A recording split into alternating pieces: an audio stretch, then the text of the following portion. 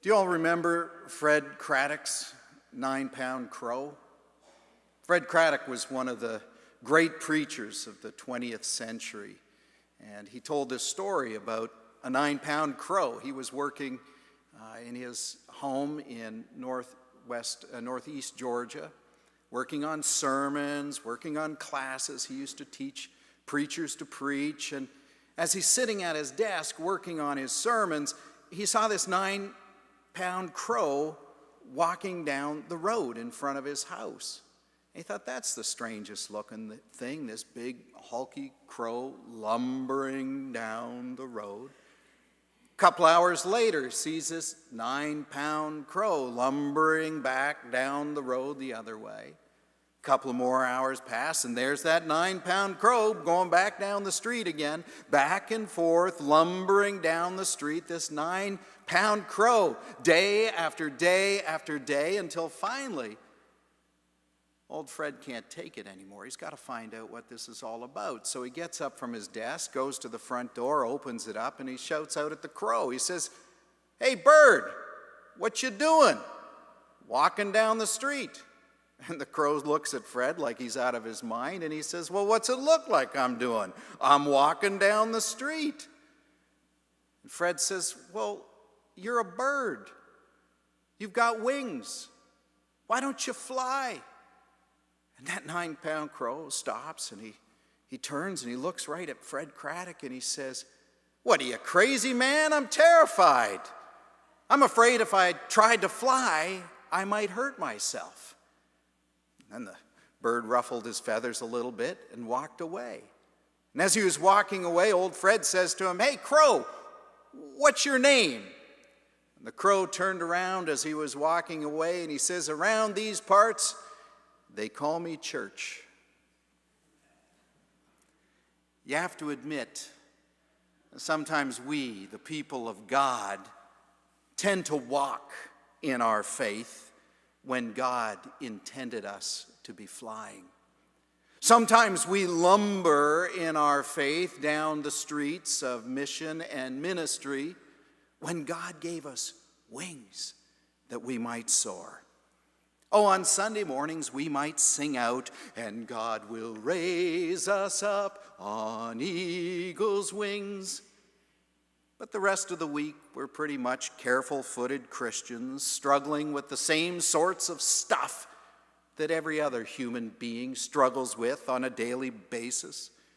The ruts of our routine, the inner voices of self-doubt and worry, the heavy weight of discouragement and disappointment.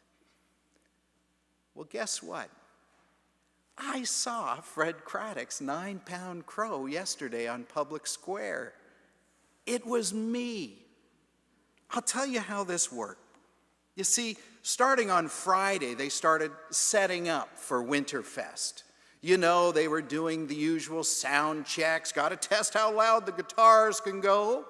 They were testing out the subwoofers and testing out the bass drums for the rock bands, and so the sound in my condo is going boom, boom, boom on Friday evening. And of course you got to throw in some lights, and so there's flashing lights coming into my condo. We can't have a celebration in Cleveland without a rock and roll show for some reason.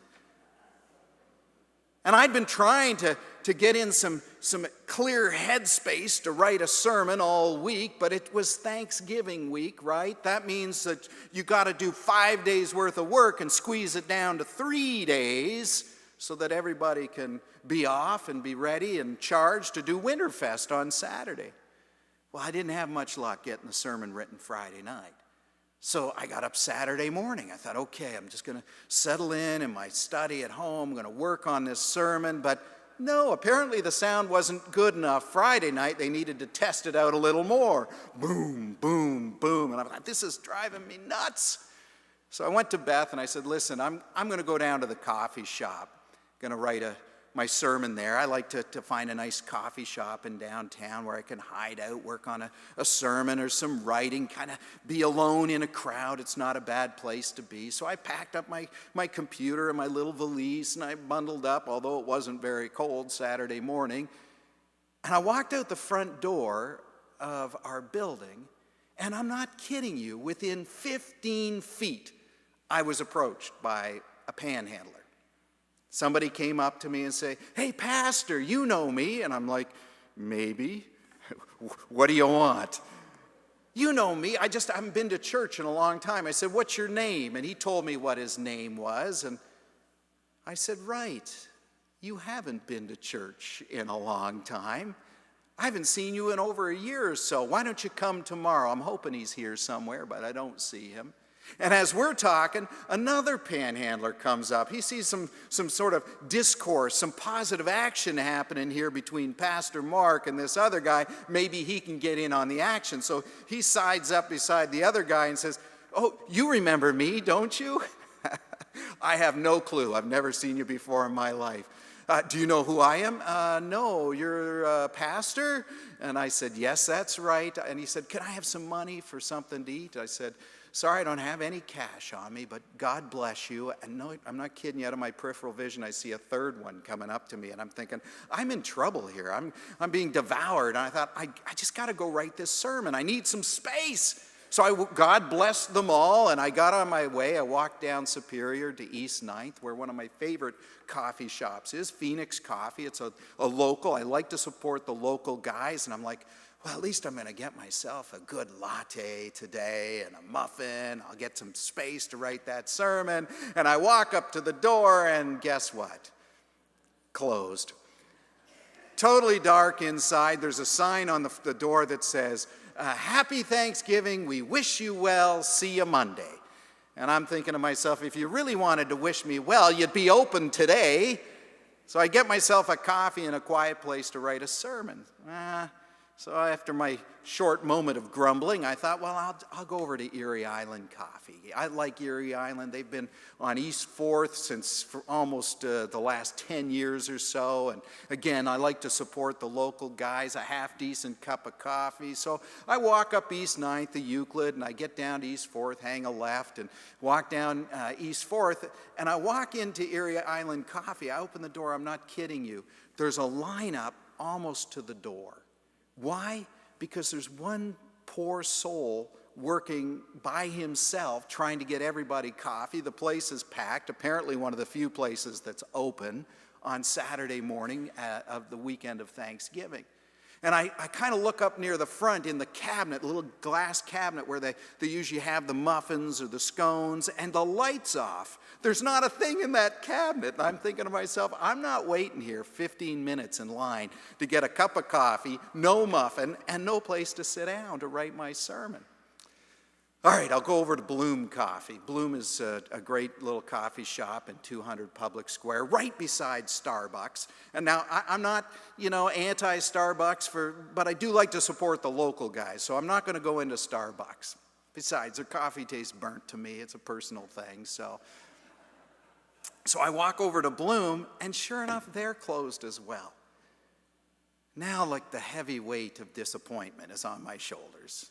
No coffee places open. It's just me, and it seems like some panhandlers and a lot of folks from out of town, or at least not the downtown area, sort of meandering around, getting ready for Winterfest to start. So I figure I'm just going home. I'm just going to go back upstairs and work on my sermon there best I can. I put on the sound-canceling headphones and play some music while I'm working on the sermon. I walk through the front door of our condo, and Beth says, "Well, you're back pretty quickly." I said, "Yeah, everything was closed." And she says, "Too bad." And I said, "Yeah, too bad. Sometimes, no matter how much you try to love this city, it can still disappoint you." And right there and right then in the little entrance hallway to our condo, I thought, oh my gosh, a 9-pound crow. There I am. I can't tell you how many times people will come up to me and they'll say, "Pastor, I wish I had faith like you, but I'm only human." I'm thinking to myself, faith like me? Ha! First of all, I'm pretty darn human myself. And sometimes I feel like a crow in a robe with an extra 9 pounds of disappointment weighing me down. Disappointment is common to every one of us, whether you're a church member or even the pastor. Well, no wonder the Apostle Paul tells the good folks down at First Church Thessalonica to encourage one another, to build up each other. Paul knows that church folks are like most everyone else in this world. We get easily discouraged when the world around us presses down on us. For some, there's not enough work. For others, there's not enough money. For some, there's not enough love in their family. For others, there are too many panhandlers and not enough coffee shops open on Thanksgiving weekend. No, the Apostle Paul knows that we can get discouraged, and therefore we need to build up each other. He also knows that us Christians are often wanting to have God fix it, and in a hurry. He knows that the folks in the church in Thessalonica are in a hurry for the second coming. Jesus has come, Christ will come again, and they're saying, well, get on with it, Jesus, we're waiting. And Paul knows the waiting is tough. He knows church folks can be like kids waiting for Christmas to come. He knows that we can be like kids with our noses pressed against the glass, looking out the window, waiting for Grandma and Grandpa to arrive for a Christmas visit. Paul knows that when we wait, we get frustrated, and when we have to wait longer, we get impatient. Paul knows that the waiting can discourage us. And when we're discouraged, Paul knows how good, honest church folks, like the kids, can start pushing and shoving in their impatience. The stress of discouragement can kind of wind them up a bit until they start turning on each other with a little barking and bickering. They can rip into one another with a little grumbling, a little gossiping, and a whole lot of complaining. Paul knows that discouragement and what it leads to can wear churches down, even their pastors. You know what I was thinking today was supposed to be? Today was supposed to be my last Sunday at the Old Stone Church, till I rescinded my resignation, and you all were so gracious enough to accept that and let me stay. But today was supposed to be the last day. And since that time that I rescinded my resignation, people came up to me, would come up and say, we're so happy you're staying. We don't know what it was that made you want to resign in the first place, but we're glad you're staying. And we don't need to know what it was. We're just glad you're here. Thank you for that. Other people said, it must be church politics, Mark. Church politics must have been getting to you. You know, every church has politics. It wasn't church politics. Find me a church that has no politics. I might be interested. Fact of the matter, we got politics. Every congregation has politics. First Church of Thessalonica had politics. Every church that Paul worked with, it was all written, all this stuff was written dealing with people who were working out their theology and their politics. No, it wasn't politics that made me submit a resignation. Some people said it must have been money. Mark wanted more money. Well, the fact of the matter is Mark feels very well taken care of by the Old Stone Church. The Old Stone Church, you guys do a great job taking care of your pastors. Mark did not get an extra dime or an extra nickel to rescind his resignation. It had nothing to do with that. You know what caused me to submit a resignation a couple of months back? It wasn't politics. It wasn't money. It was discouragement. I have to be really honest with you. I was discouraged. I was frustrated. I was disappointed.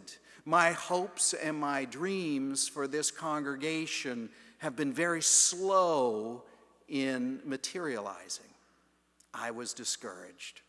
I was discouraged by some of the efforts of our own church leaders that were being thwarted or resisted. I was discouraged. I was discouraged by some of the stuff in my own life. I sit on the board of our condo association. We've been in 2 years of a lawsuit with our developer, which has basically frozen everything. And we're watching our home values slide and slide. And so every month you make your faithful payments on a property that's becoming worth less and less and less. I was discouraged. And I have to apologize to you, because I didn't share my discouragement with you. I didn't let you know what was going on in my life. You know me, I come in here on a Sunday and I got my Sunday morning game face on. You know, Mark's smiling. How are you doing? How are you doing? Mark wants to encourage you. And Mark sometimes feels like he can't let his own discouragement show for fear that you'll become discouraged with him. I think we're all a little bit like that as people, as humans. We don't want to let the discouragement show because we don't want to bring others down with us. Fact of the matter is, I was discouraged. I hadn't been taking good care of myself. I stopped going to the gym. I wasn't sleeping well at night, and I didn't let you, my church family, in on my discouragement. I hope you'll accept an apology from your very humble and repentant pastor. Yep, discouraged. No wonder Paul said, encourage one another, build up each other. Sometimes it's the church members who need building up, and you know what? Sometimes it's the pastor who needs building up. Encourage one another, said Paul. Build each other up. And I love the word Paul uses when he says, build up each other. Oikodomeo.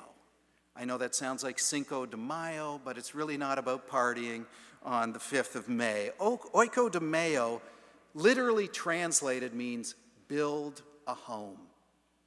Build a home in each other. This is one of those cases where I love the old King James Version, the translation there, much better than the New Revised Standard Version. Because in the King James Version, it says, console one another and edify one another. Build up a home in each other. Build a home in each other. Oikodomeo. In other words, if we're going to be the church, if we're going to fly instead of lumber, like a 9-pound crow, we've got to build a home within each other, a mansion with many rooms. Isn't that what Jesus said? Let not your hearts be troubled. Believe in God, believe in me. For my Father's house has many rooms, and I go to get a place ready for you, so when the time is right, I will take you to me so that you can live in this mansion with many rooms. What if the building starts right here? What if the meeting, the encounter of the second coming of Jesus Christ happens right here as we build up a home in one another through our gift, our ministry of encouragement? What if we meet the risen Christ, the second coming of Christ, as we build the home in one another, as we create many rooms in each other? Through our words and our activity, our actions of encouragement, we build a room for God within each other, a room for grace, by the fireplace, a room for forgiveness and hope, and in the kitchen, a room for love and gathering and welcome. What if our job, our ministry here in the church is to build a home filled with peace in each other? You know, next Sunday is the first Sunday in Advent. The very first Sunday in the new church year. We don't wait for January 1st in the church. We get right to it on the first Sunday in Advent. Happy New Year. And our new year, Advent, begins in this kind of waiting and expectation for the second coming of Jesus Christ. Of course, we celebrate the birth of Jesus 2,000 years ago in Bethlehem, and that's a wonderful thing. But it's also about looking for those places and those times where we meet Christ once again. It's about expectation and preparation for the ways we meet the second coming of Jesus in our lives right here and right now. And I've been thinking to myself, what if during the 4 weeks of Advent, we take up a new kind of practice, a new kind of ministry of encouragement? That's what we focus on for 4 weeks. How do I encourage you? How do I let you encourage me? What if instead of tearing each other down, what if instead of being indifferent to one another, which is almost the same as tearing each other down? How sad to come into a church and feel like nobody saw you.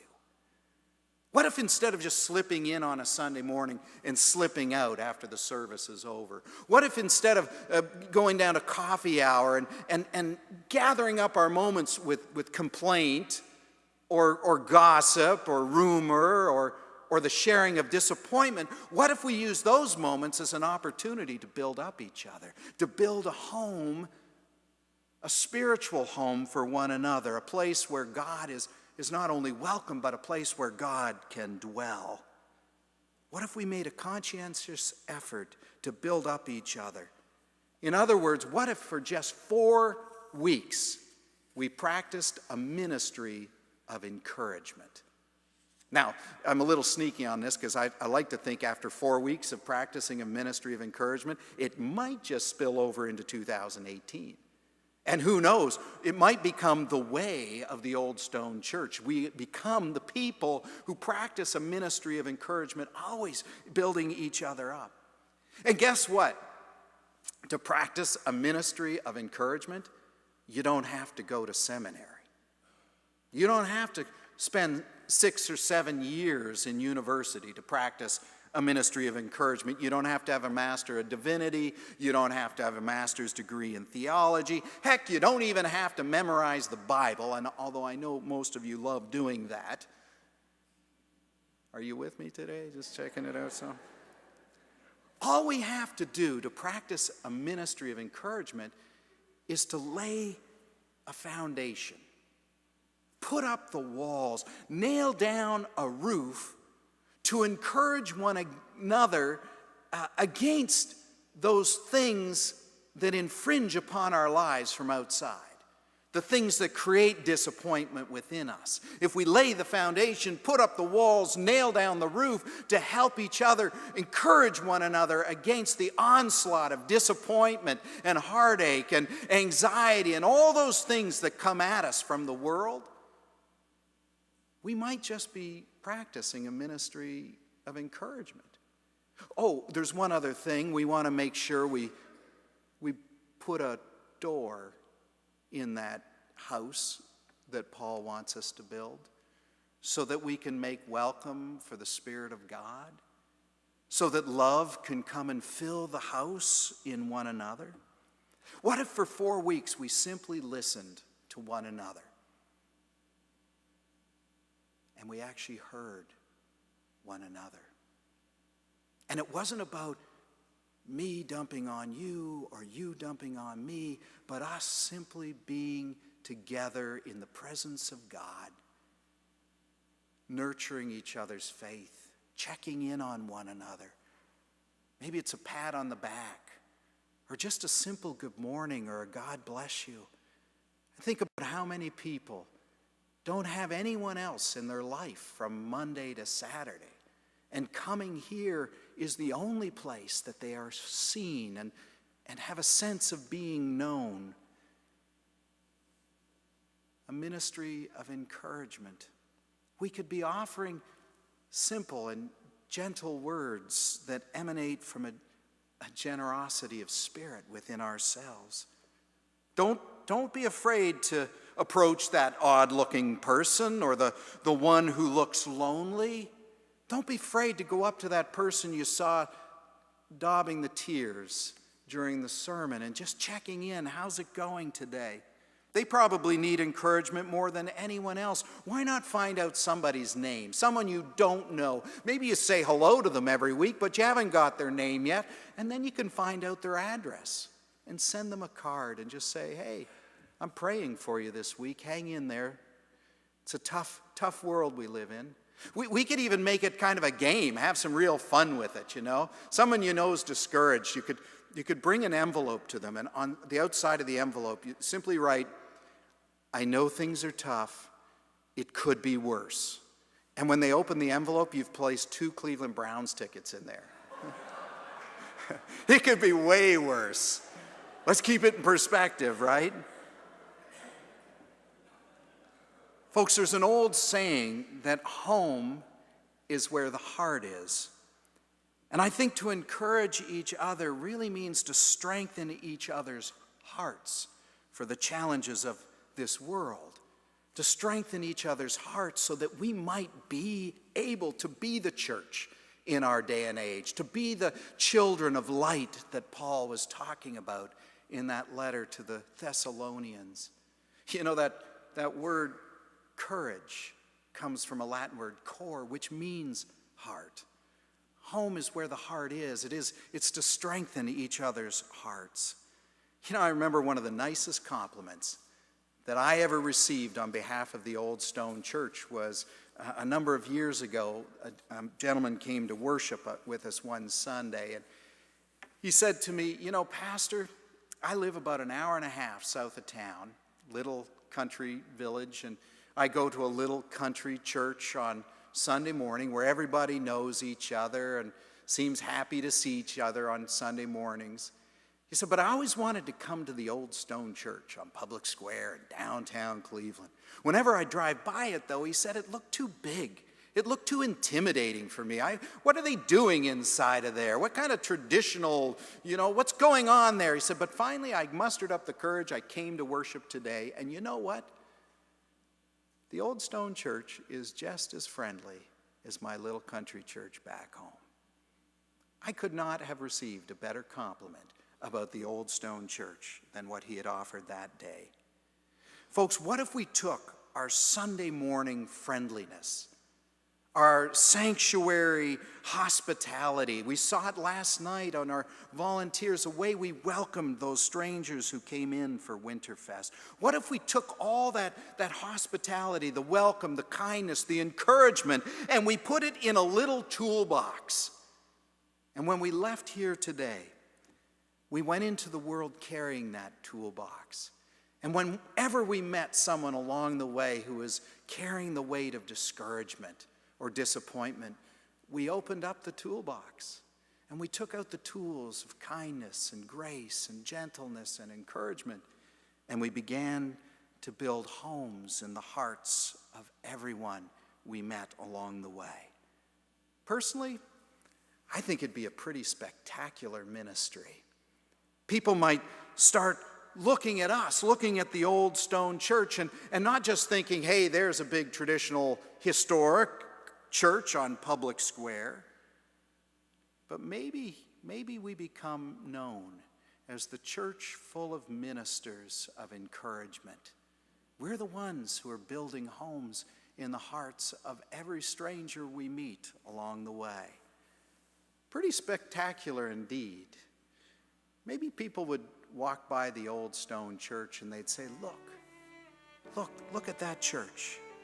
It looks like a big, lumbering, 9-pound crow taking flight on the wings of an eagle." Praise be to God. Amen.